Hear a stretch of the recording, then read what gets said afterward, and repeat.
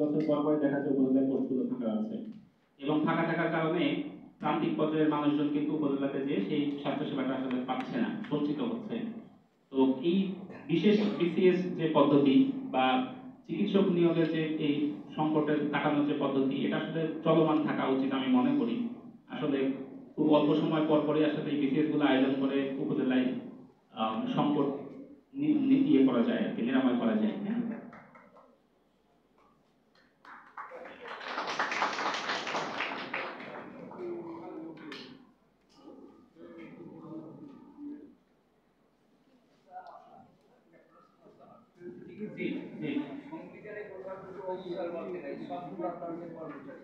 জি জি অবশ্যই তারা নিয়োগ পাওয়ার পরে এমন ভাব করে জনগণের তারাই যদি সত্য জনগণ পেতাম, তাদেরকে বেতন দেয় দেশের জনগণের ট্যাক্সের বেতনও খায় আর ঘুষও খায়।